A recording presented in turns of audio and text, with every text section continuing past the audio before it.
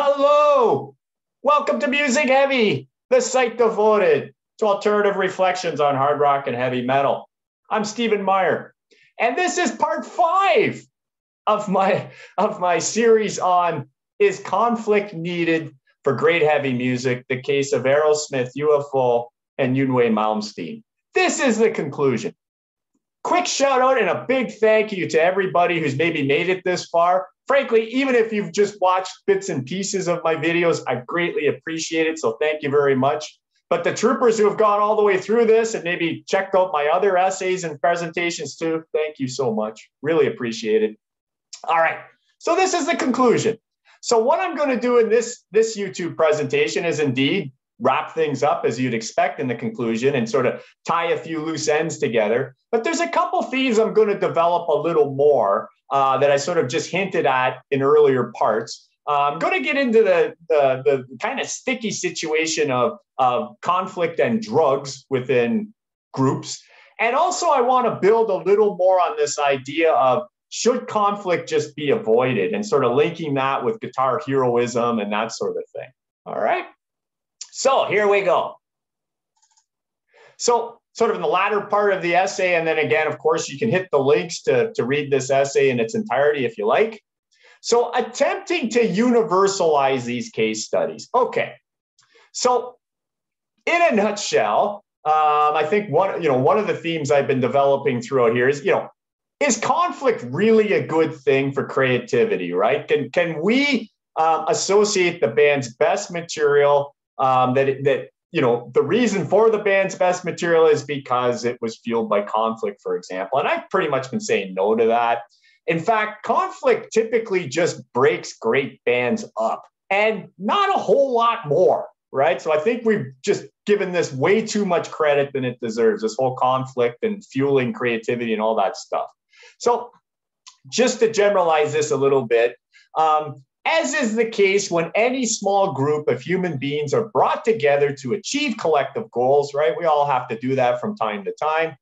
Collaborative efforts and even healthy competition can move the assembly to triumphs that even surpass initial intentions, right? So the sum becomes greater than the parts, right? But having said that, anytime we get together to try to achieve collective goals, conflict is inevitable, right? Some of the challenges brought on by conflict can be viewed as opportunities. It doesn't always have to be bad, right? If we learn some important lessons along the way. So while the group navigates through various struggles, if we learn a few things, well, that's a positive, right? But ultimately, we got to overcome conflict. Effective mitigation of obstacles is not only crucial to the attainment of any shared goals, right? We're not going to get to our shared goals if we can't overcome the conflict that's inevitably going to occur, but is needed for group dynamic to remain intact. So not only will we not reach our shared goals if we can't overcome conflict, eventually the group will fall apart if the conflict gets too intense, right? Well, musical bands are no different, okay? And what would be maybe that, if we can generalize this a little bit, what do musical bands try to achieve? Like why are they even in existence, right? Well, I think their collective objectives can probably be summarized into one of 3 things, right? And maybe all 3 of these things are their collective goals.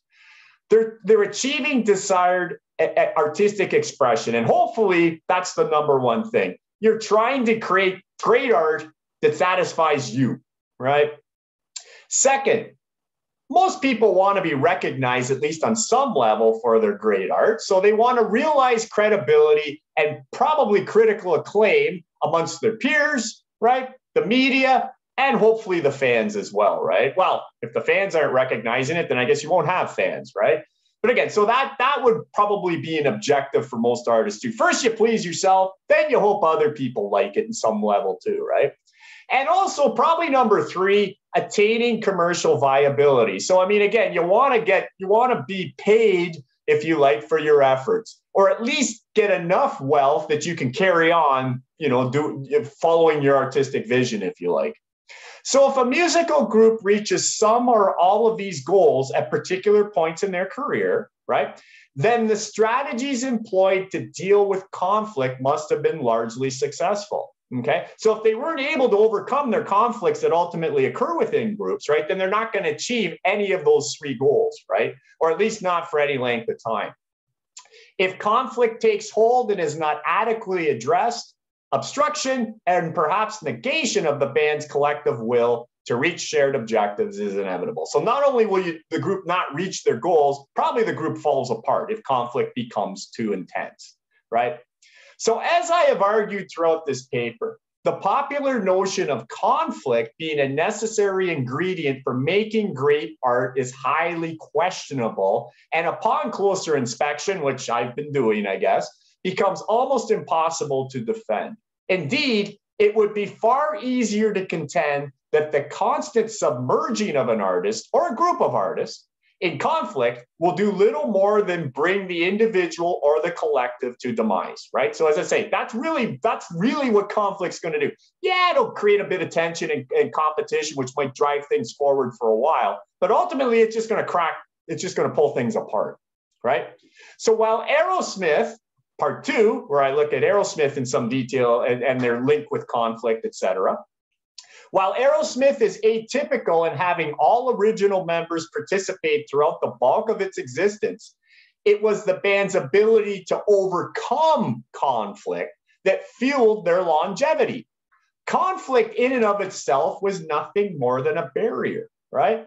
I mean, just to put it plainly, does anyone believe that multimillionaires Steven Tyler and Joe Perry would have made it to the recording of Music from Another Dimension, their last studio album, and be in a position to plan tours even today if Aerosmith carried on with their 1970s style feuding and conflict? Well, I think the answer is no, they wouldn't have made it that far. It would have broken them apart forever a long time ago. They figured out a way to mitigate the conflict, right? If UFO, part 3, we look at UFO in more detail. If UFO could have found a way for Michael Schenker and Phil Mogg, Schenker being the guitarist, Phil Mogg, the longtime vocalist, if UFO could have found a way for Michael Schenker and Phil Mogg to peacefully coexist, do you think there's any chance Schenker would have been replaced by Paul Chapman at the pinnacle of the band's powers? Well, again, the answer would seem pretty overwhelmingly no, of course they wouldn't have done that. Usually a band's era of greatness can be better explained by other factors such as good timing, key changes in group personnel, outside influences, extraordinarily innovative periods, and so on. All of these I've looked at in some detail when we looked at the actual case studies for these groups in other parts of the essay, right? But I think that last one's especially important in some ways, the extraordinarily innovative periods, right? Aerosmith's revered run of 1970s albums occurred during the band's most innovative period. Again, and I trace that, if you're interested in that concept, and it's probably one of my favorite concepts, check out part 2 with Aerosmith. I really developed that. UFO's crowning years happened at roughly the same time and can also be attributed to an inventive streak and a magical blending of musicians that could never be repeated by the band's many other lineups, okay? The limited, extraordinary, innovative period phenomena is applicable to virtually any band or any artist for that matter, as I, again, developed in earlier parts, and probably provides one of the best explanations for why certain periods are special, right? Certainly the influence of outsiders, especially hands-on producers, managers, songwriters, and record labels, can impact the creativity of any era of a band positively or negatively, right? Again, Aerosmith being the perfect example for that. As I talked about earlier, as with Aerosmith and UFO, timing was also on the side of many hard rock or proto-metal lineups in the 70s that had the ability to encase state-of-the-art guitar playing within great songs. So again, in the UFO section, I also traced the rise and fall of guitar heroism, and that was a great reason for why certain bands in the 70s were so magical, right? Okay, so all of that and more, really. Where is any evidence that conflict propelled the best material to emerge from, say, Zeppelin, Sabbath, Thin Lizzy, Uriah Heep, Mountain, UFO, Aerosmith, et cetera, in the 70s? Was it the conflict-inducing influence of drugs? Maybe to a point. Okay, let's look at that in a little more detail. What about the drugs? Okay. Well, drugs are directly related to conflict, so I think it fits in with this discussion really well. Drugs used to deal with conflict, or indeed as a source of conflict, will inevitably lead to some form of group fracture. That's the end result here, right? But what about in the short term? That's where it gets trickier.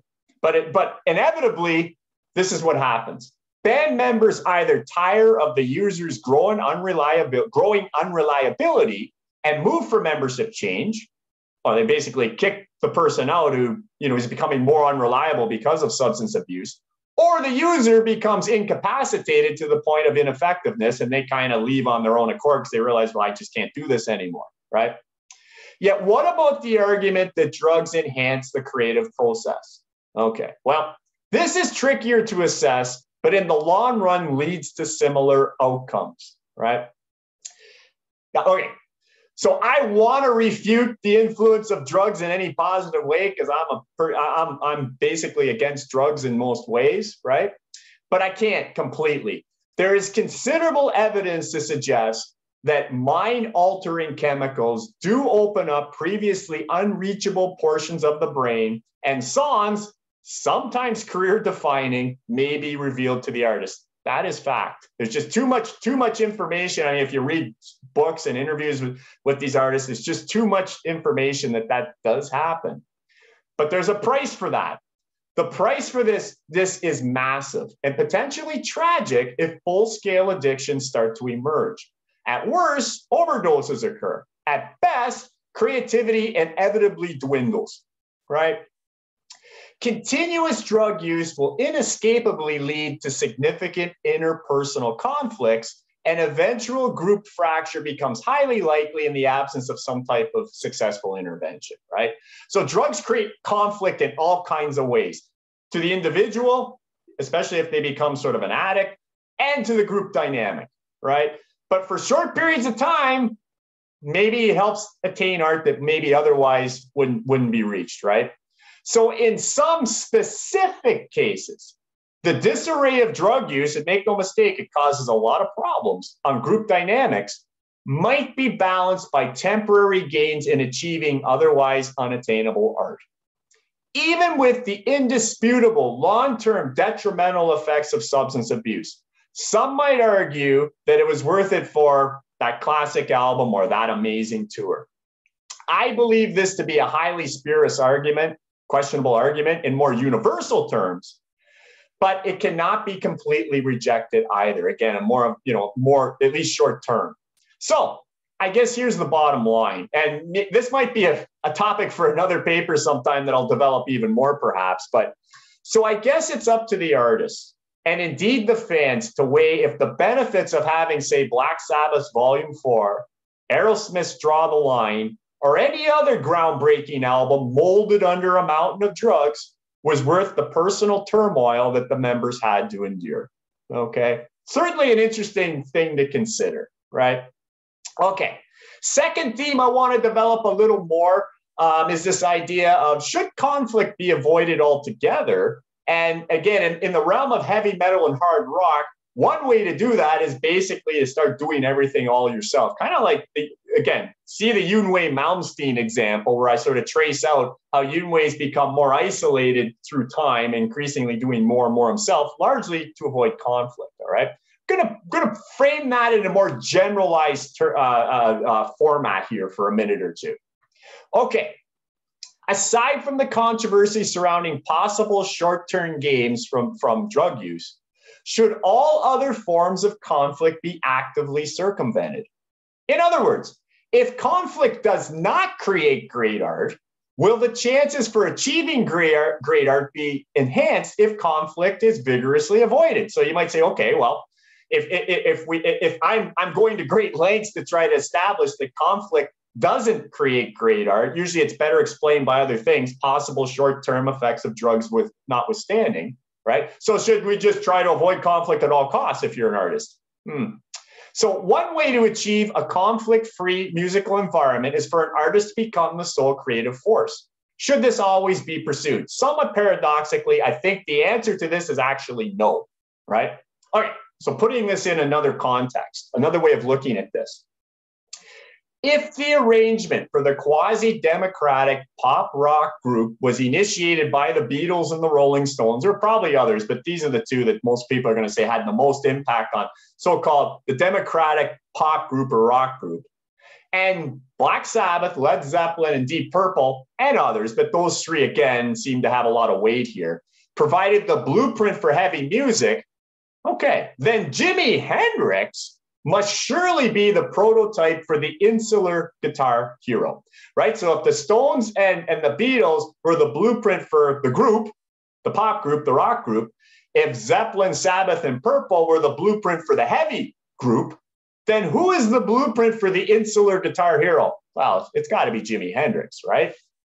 Although Hendrix was far from an island, given his enthusiasm for jamming, Jimi kind of jammed with everybody, and dependence on innovative producers and engineers, he was most assuredly a triple threat in terms of innovative guitar playing, beyond a doubt, strong songwriting, beyond a doubt, and effective vocal stylings. I think that's also true. Not everybody thought Hendrix was a great singer. I thought he was an effective vocalist, but he certainly was a triple threat, right? Really, the reverberations of Hendrix created in the late 1960s have never subsided. This guy is still a monster. And remember, he only was alive for like what, 3 of his albums, right? It's amazing, like the impact he had. His path, 4 albums, I guess, if you count Band of Gypsies, which was a live album. Anyway, his path became so studied that any hard rock, blues rock, or heavy rock guitar player choosing to also handle the songwriting and vocal chores was coined doing the Hendrix trip. You've probably heard that before, right? But any guitar shredder, person who's, their big thing is the guitar, but if they're also the vocalist and they also do all the songwriting, you're doing the Hendrix trip, right? It's important to note, however, that no one else has achieved Jimmy's level of commercial or critical acclaim going this route, right? So it's funny, Jimmy provided the blueprint for so many guitar players, but really nobody's been able to do what Jimmy's done. A couple maybe have come close, and we'll get to that, but a couple examples here. In the 1970s, artists such as Rory Gallagher, Frank Marino, and Uli John Roth were often compared to Hendrix, right? Both Gallagher and Marino possessed undeniably great guitar chops, indisputable, right? These guys are just monsters on the guitar. Strong vocals, and I would argue strong writing abilities, although not everybody agrees 100% with the last one, but nobody's going to say these guys couldn't play guitar. And most would say they're pretty good vocalists too. Now, their songwriting, some will debate a little bit. Not me. I think they were geniuses, but anyhow. And both Rory and Frank did enjoy fleeting periods of reasonably wide recognition in the 70s. So they had their time where they probably reached slightly wider audiences beyond just sort of the guitar fanatics, right? But it was fleeting. It didn't last long. It certainly wasn't as encompassing as, say, Hendrix, right? Even though they were basically doing the Hendrix trip, they never got anything close to the critical or especially commercial acclaim that Jimmy enjoyed. In overall terms, though, most of their musical output has been enjoyed primarily by a small cluster of loyal guitar enthusiasts fortunate enough to know about their incredible albums. I'm one of the lucky ones. I know how great these guys were and are. I hope more people figure that out too. All right. How about Uli John Roth? Also did the Hendrix trip beyond a doubt, right? Has recorded a number of astonishing pieces, and I do believe they're astonishing, in which he is the lone creative force, largely like Rory and Frank, right? He did it both solo in a band called Electric Sun, right? Yet for many, he is only celebrated as that amazing guitar guy playing on early Scorpions records. That's still what most people know Uli John Roth for, right? How about some more recent guitar shredders doing the Hendrix trip? How's it working out for them? Okay, there's lots of them. Many, many, many, many. Just going to list a few, maybe some of the better known ones, because a lot of people, although you might not know their catalogs, in depth, or you might, right? You've at least probably heard of these guys. So I thought, okay, these would be pretty good examples. More recent followers of the Hendrix way include Steve Vai, Joe Satriani, Zakk Wilde, and of course, Yngwie Malmsteen, who, we talked about in part 4. The guitar playing talents of each of these gentlemen, again, can't dispute it. These guys, nobody's going to say they can't play guitar. They're ridiculously talented guitar players, like ridiculous, right? Certainly, though, Vi, Wilde, and perhaps to a lesser degree Satriani have, like Malmsteen, gained broader appreciation chiefly through alliances with other artists. So every time they stuck to the Hendrix path exclusively, they became very niche, right? When they collaborated, wider audiences sort of clued into what they were doing. Steve Vai is one of today's most revered guitar players, and his solo outings are always welcomed by the guitar-obsessed community. Love Steve Vai, and I always got time to always buy a new Steve Vai CD when it comes out immediately, right? However, I got to admit this. His time with Frank Zappa, earliest in his career, and then his short-lived stints with Whitesnake and David Lee Roth, pretty commercial stuff there, allowed him to reach audiences that likely would never have listened to his far less collaborative solo albums. And I think that's totally true, right? How about Zakk Wylde? Although Zakk Wylde has chosen to give his Hendrix trip a name, he doesn't call it Zakk Wylde, he calls it Black Label Society. He's essentially doing the Hendrix trip. It's basically a solo vehicle. Black Label Society, Zakk plays the guitar, a lot of it. Zakk sings a lot, and he writes all the songs. He's doing the Hendrix trip completely, right? Call it Black Label Society if you want. It's implying a band, but really he's doing the Hendrix trip, right?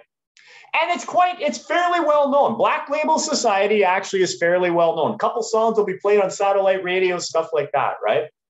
Yet, let's be fair here. How much of Zakk's popularity can be attributed to the fame he achieves when he works with Ozzy Osbourne? The majority. Let's put it the other way. If Zakk never worked with Ozzy, would most people even know about Black Label Society? Would most people even know about his Hendrix trip? I would say probably not, right? In fact, I'm sure I'm right about that. Okay, how about Joe? Although never reaching Hendrix's legendary status, I mean, actually, who could, right? So it's almost an unfair thing to say. But anyway, Joe Satriani may be one exception of the modern day insular guitar hero who once in a while does reach wider audiences, right? While compromising nothing in guitar wizardry, Satch, his nickname, has the rare ability to write catchy melodies that have on occasion resonated beyond the guitar worshiping crowd. Satriani always kind of reminds me a bit of a sort of a modern day Jeff Beck, because Jeff Beck was able to do that too. Instrumental stuff, guitar shredder. And once in a while, Jeff would reach wider audiences, right? Jeff Beck, more rock jazz fusion though, a little more on the jazz side. But good example of Satriani's breakthrough instrumentals. And by the way, these are instrumentals. It's really hard to get an instrumental into the mainstream, but Joe's done it a few times. And these are songs that you'll see do get played to fairly wide audiences. They've been on commercials and all kinds of stuff. So songs like Summer Song, Surfing with the Alien, and Always With Me, Always With You. Maybe you don't know the titles, but if you heard the song, you might, good chance you might know it. And there's others too that have actually got pretty close to mainstream. Also, probably meaningless to the heavy crowd. Certainly it's meaningless to me, but it does have meaning here. Satriani's 14 Grammy nominations. I guess as far as Grammys goes, that's a lot, especially for a guy doing the Hendrix trip who writes mostly instrumentals. I mean, you know, but Satriani's 14 Grammy nominations provide further indication of his reasonably expansive appeal. However, teamwork is not completely foreign to this chameleon-like guitar hero. His membership in the supergroup Chickenfoot, featuring collaborations with notable writer and mainstream rock personality Sammy Hagar, who probably most famous for being in Van Halen, but also Montrose, and he's had a fairly successful solo career as well, has undoubtedly extended Satriani's popularity as well. And he actually had a brief stint in Deep Purple too. He never recorded, but he did a live tour in Japan when Richie left them kind of on the lurch before Steve Morris took over. So Joe has worked within group formats occasionally, and actually with Chickenfoot, fairly successful. So even if one concedes the Satriani exception, which I think can still be debated a couple ways, my point is here. Virtually any Hendrix trip that actively avoids collaboration in favor of a far more singular musical vision, as perfected by Malmsteen and others, will inevitably lead to a narrowing of admirers, right? So if you're going to do the Hendrix trip, largely to avoid conflict or to more closely follow your muse, you're going to limit your fan base immensely, right? Okay, here's another blueprint, though, for the guitar hero that I kind of just want to bring into the picture, and then we'll kind of we'll tie it all together here in just a second. Ritchie Blackmore, most famous for his work in Deep Purple, but also Rainbow, and then most recently Blackmore's Night. Ritchie provides another blueprint. Ritchie demonstrated that one could be a guitar welding autocrat and also be commercially successful if one resists going all the way down the Hendrix path. Okay, so you can still be the guitar boss man, but if you collaborate, you can actually reach wider audiences, right? And actually, you could make a similar case for certain eras of Ted Nugent, certain eras of Robin Trower, both sort of in the 70s typically, and at times even Gary Moore, right? But I think Blackmore really solidified this blueprint. So as probably a lot of people know, when Blackmore left Deep Purple, he assembled the more authoritatively structured Rainbow in 1975. And although Blackmore was clearly the boss, like this, there was no question about it. He called the shots and he changed the lineup of Rainbow virtually every album, sometimes every tour. He had the savvy to surround himself with not only top-rate musicians, but also creative songwriters and producers. He didn't try to do everything himself. He didn't try to completely follow the Hendrix path, right? He was still the boss, but he understood the value in collaboration. As a result, Rainbow enjoyed considerable commercial success and critical acclaim in the 70s and 1980s, and today remains almost as revered as the Deep Purple mothership by lots of hard rock fans. All right, so anyone familiar with the situation knows that Blackmore was constantly at odds with other members in Deep Purple, especially Ian Gillan, the vocalist. And it's evident that part of his motivation for leaving Deep Purple twice, forming Rainbow twice, and later Blackmore's Night was to get away from conflict and also to more freely follow his muse, right? So this is certainly linked with conflict. Same could be said for Michael Schenker. We've mentioned this in part 3, so I'll be brief here, but the same could be said for Michael Schenker, who departed the conflict-riddled UFO several times to form and or to continue with his band MS3. Michael Schenker has definitely followed Ritchie Blackmore in lots of ways, right? Not in guitar playing, but certainly in structure, right? Although not attaining Rainbow's level of commercial accomplishments, Schenker has demonstrated a willingness to collaborate creatively in MSG, Michael Schenker Group, beyond his instrumental albums. And he doesn't have that many of them compared to his vocal albums, which he has a lot. And he's maintained a reasonably high worldwide profile as a result. Schenker's status as one of the greatest hard rock guitar players of all time could not have been attained by just his more instrumental work. There's no way he'd be as popular as he is now in certain parts of the world for sure, if he just was doing the Hendrix thing and just releasing instrumental albums, right? Undoubtedly, his reputation as the European Eddie Van Halen was built through his relationships within the band format, especially UFO, but also MSG, and occasionally the Scorpions too, right? So just to be clear, because you might be wondering why I keep making such a big deal of the lead guitar position. Well, it's kind of special in hard rock and metal, right?